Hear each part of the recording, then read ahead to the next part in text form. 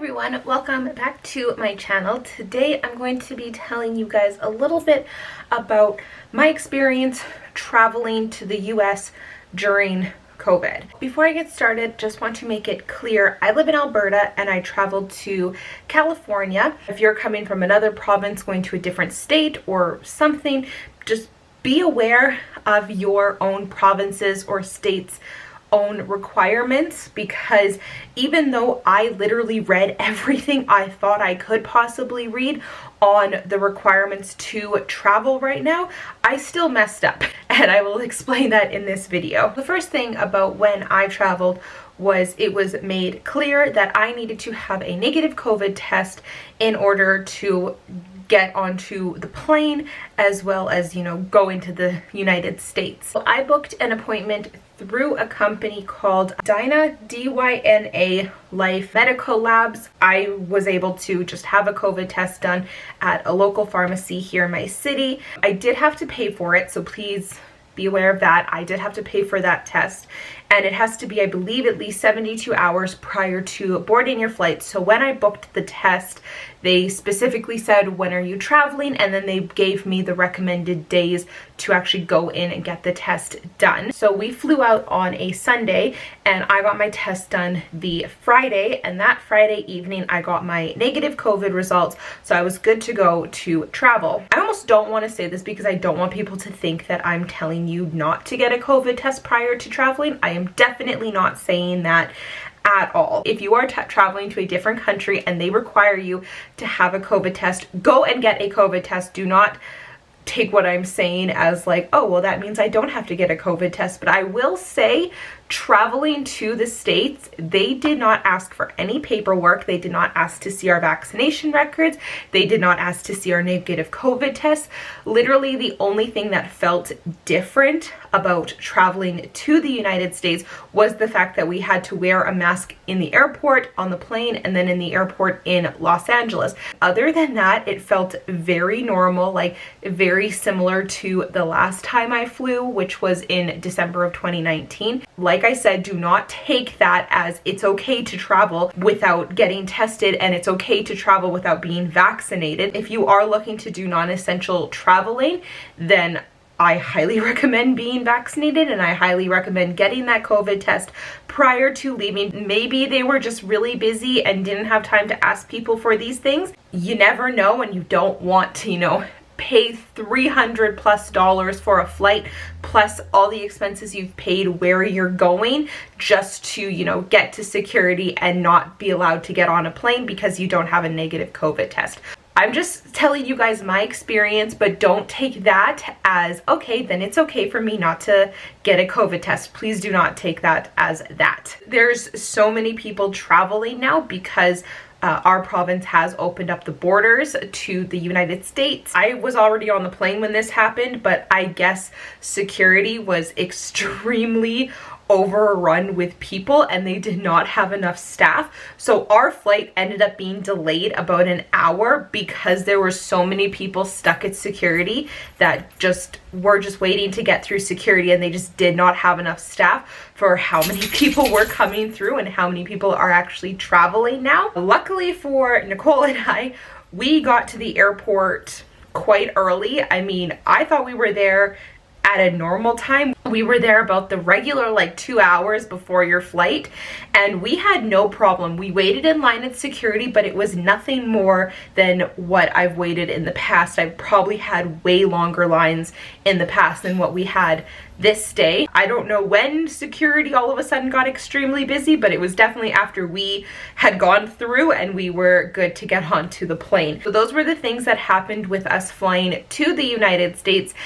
And now I'm going to tell you about flying back to Canada, because it was a way different experience, and this is the reason I'm filming this video, because I don't want anyone to make the same mistake we did. I'm just gonna straight up start this by saying that we made a huge mistake in the fact that we did not realize we needed a negative COVID test to get back into Canada. It should have been completely obvious. It really, really should have been. I read every piece of wording on every email that the airline had sent us before we flew to Los Angeles, and even while we were in Los Angeles. I made sure that I had Googled and knew all the requirements from getting from the US back into Canada. I just don't know where I missed this. I really don't, and I feel like an idiot sometimes for not realizing it. We needed a negative COVID test 72 hours prior to our flight to get back into Canada, and neither of us knew that, and we did not have that. What we did need to do, as well as have a COVID test that we did not get, we had to fill out things on an app we downloaded called ArriveCan. It's a free app that you can download whether you're a United States citizen, whether you're a citizen from anywhere in the world. If you are coming into Canada, or if you're a Canadian traveling outside of Canada and then coming back into Canada, you have to download this app. That is what we were asked as soon as we tried to check in the first time, was, do you have your receipt from ArriveCan? This is probably where we messed up, was part of the ArriveCan receipt that we had to fill out. It did say, have you gotten a COVID test in the last 72 hours? And both of us said no, because we didn't. I even remember the two of us sitting there. We were at the Holly Jolly Cafe in Disneyland, and we saw this thing on the app that said, have you gotten a COVID test in the last 72 hours? And we both looked at each other and were like, are we supposed to? We both hit no, thinking, okay, well, let's see what happens if we say no. And it just led us through the rest of the application process. Nowhere on the app did it say, okay, go get a COVID test then. I feel like it should have been more clear, because I feel like I read everything and I still didn't know. I mean, obviously people were aware because there were people getting onto the flight. I feel like the airline didn't tell me, and now this ArriveCan thing didn't really tell me. And I mean, if it had said, okay, you need to go get a COVID test, there was a CVS, there was a Walgreens down the street from Disneyland, like we would have gone and gotten one as soon as we knew. The mini disaster that we had in Los Angeles wouldn't have happened had something been a little bit more clear. I'm not trying to like point fingers. I am very much saying I know that this was my fault, that we didn't know we were supposed to go get a COVID test. I just wish there would have been something that was a little bit more clear that said, hey, you need to get a COVID test 72 hours prior to getting on that flight, or they're not going to let you board. But we continued through this ArriveCan app, and it asked us to like upload our vaccination records, which we both did, and we are both fully vaccinated, so we thought, perfect, we're good to go. Only for the next day us to get to LAX, are waiting to check into our flight, and we go up to the counter to check into the flight, and the WestJet employee working there asked to see our negative COVID tests. And we both showed our negative COVID test that we had gotten done here before we had left for Disneyland, and he's like, well, these aren't valid because they have to be within 72 hours. And we are both just kind of like, oh, I didn't know we needed a COVID test 72 hours before our flight. I don't want to say he was rude, because he definitely wasn't rude. He just wasn't very helpful and wasn't very like friendly about it. And I'm not trying to like get mad at him, because he's probably dealt with this so much in the last little bit, with people now being able to travel back and forth from Canada to the US. So I know he was probably just like saying his lines that he's used to saying at this point. He did give us directions to where we could go in the airport to get a COVID test. However, the one he sent us to was one that did result in 24 hours. From there, they had to give us directions to a different place in the airport that did 3 to 5 hour COVID results. Luckily, they had multiple ones set up at the airport. Most of them, from what I understood, were 24-hour result ones, and then the one we went to was a 3 to 5 hour result one. We had already tried to check into our flight, so obviously our flight was in like 2 hours. By the time we had gotten to the place, paid for the test, had the test done, and then gotten back to where we were supposed to check in, we had less than an hour before the flight was gonna leave, with literally like 30 minutes until our flight was leaving.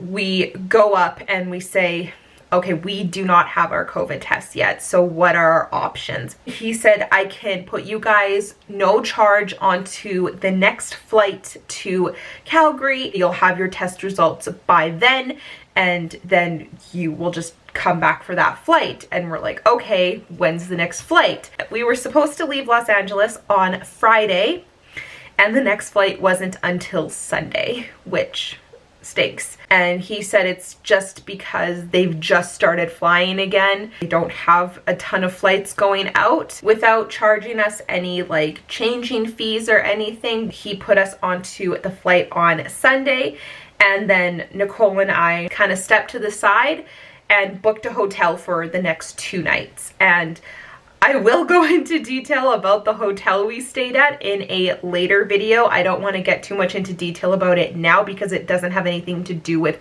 traveling during COVID and stuff, but that's a story time. Be prepared for that. We booked a hotel for the next 2 nights. We ended up having a really lovely Saturday because we had spent 4 very long days at Disney, and then plus this day of running around the airport like lunatics, trailing all of our luggage with us. We were in desperate need of a relaxation day, and so that's just what we did on that Saturday. Was we just hung out at this hotel that we booked for the evening and relaxed, and it was lovely. It was probably around that like 5-hour-ish mark after we got tested that we did get our results in, and we both were still negative for COVID, so that was a good sign. We just had our results ready for our flight on Sunday. Now going to our flight home on Sunday, no more problems, thank goodness. On our way to the airport, I was just very stressed, like, okay, what if for whatever reason our COVID tests are too late or something? Our COVID test had to be within 72 hours, and even though we had gotten it done on Friday and the flight was on Sunday, there was just something in my brain being like, they're not going to accept it, it's not going to work. That was just my brain making me even more paranoid. We got to the airport, we waited in line to check in. We had no problems checking in. In fact, they almost didn't even ask us at this point in time to see our COVID test. It was probably like the 3rd or 4th last thing that she asked us was to see our negative COVID test. When she finally did, I was like, here it is, I'm negative, let me go home. After we checked in, we had no more issues going through security. That was all normal, like how things were before COVID. Like I said before, the only thing that felt different was the fact that we had to wear masks the whole time. One thing I will say that Nicole pointed out to me, and I'm very glad that this didn't happen to us on the Friday. When we were waiting at the gate to get onto the flight, a couple of the WestJet employees came up to the gate and were calling for people because they had to verify their negative COVID test. At first, I was like, well, that's interesting that they're calling people now. Like, should they have not checked these things when they checked the people into the flight? And then Nicole said to me, she's like, well, I'm just glad that they asked us when we checked in and not now, because could you imagine if you had checked in, gone through security, your bag is now getting ready to go onto the plane, and it's just now at the gate that they're asking to see your COVID test, and what if you didn't have one, like how we originally didn't have a COVID test on the Friday? That would have just made it so much worse, because how are we going to get our bags now? Our bags are now getting ready to get onto a flight to Calgary, and we're not. On the plane, no different than normally flying. The only thing that was changed was we had to wear a mask. When we did land back in Calgary, this is where things did get a little bit different. When we were waiting in line at security, Nicole noticed that on a TV screen that they had all around the customs area, it said something along the lines of, please register here for your arrival COVID test. So she noticed that and was like, oh, I don't know if you saw that, but if you want to do that, I just finished it. So we both did it. I didn't really know what it was for. It was just kind of like, where did you stay while you were in the States? How long were you in the States? Things like that. So I can't speak for Nicole because we obviously went through customs separately. But when I went through customs, the woman who worked there asked me where I was, what I'm bringing back with me. Am I bringing back any alcohol or marijuana or anything like that, like standard customs questions. And then she asked me, can I please see your vaccination records and your ArriveCan receipt, as well as your negative COVID test? So I pulled all those things out. I showed her my vaccination records, which show that I'm fully vaccinated. I showed her my ArriveCan receipt, which was on my phone. And then I showed her the negative COVID test, which was also on an email on my phone. Just be aware to have all of those things, if not more things, whatever you think is necessary, ready for when you go through customs if you're coming into Canada. So I showed her all those things and she looked over my vaccination records, and then she said to me, okay, when you go out here, you're going to pick up your bag, and then from there you're going to go and get a COVID test. If your results are negative, and because you are fully vaccinated, you do not have to quarantine for 14 days. I am pretty sure that Alberta, at least, you do no longer have to quarantine as long as you're fully vaccinated. The thing that Nicole and I filled out that she noticed on the TV screens was basically just registering ourselves for this next COVID test. So after we both got our suitcases, we went through, and there was a couple of nurses there, and they asked to see that we had filled it out. So I'm just assuming if you haven't filled it out yet, you just kind of have to step to the side, fill it out, and then once you're done, you show it to the nurses, and then you line up to get your COVID test. We then went in line to get our COVID test, and that was probably like the second longest wait that we waited in the entire like traveling time. That line was really long and it took a while. Like, I'm pretty sure we were in that line for almost an hour. And then we both got our COVID tests done, and then we were free to leave. Later that evening, I got my results saying that I was still negative. Also, forgot to mention that final COVID test that we did not pay for. So that was nice. We did have to pay for our original one here, and then we had to pay for the one in Los Angeles, but then that last third one here, back here at the airport, we did not pay for. The one I paid for here in Calgary, I paid $150 for, $150 Canadian. The one in the United States that we paid for, we paid $150 US for that. I have heard from some people, I don't know where they went, but they only paid about $30 for the test. And then I've also heard people paying about $500 US per person for a test. So just be aware that it is different everywhere you go. It can possibly get really expensive. So just have room in your budget for that, because it definitely is a requirement. I guess that's everything I wanted to say. I hope that all made sense. In a nutshell, do as much research as you possibly can to wherever you are traveling to and from, because you never know what's going to happen. Get tested prior to leaving. Get tested prior to leaving that place, and then just follow your state or your province's rules on quarantining. Also, just from my personal opinion as someone who works in healthcare and someone who works very closely with two doctors who deal with patients who have respirology issues, as well as doctors who work in a COVID clinic, get fully vaccinated, especially if you want to travel. That's all for now. I hope this was informative. Just please don't take anything I'm saying as like the be all end all of traveling to and from places.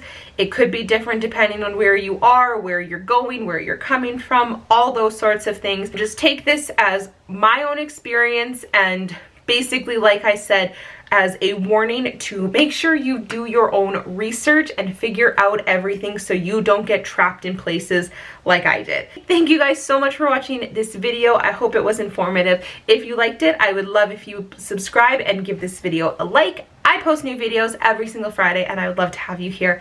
Thank you so much for watching again, and I will talk to you later. Bye, everybody.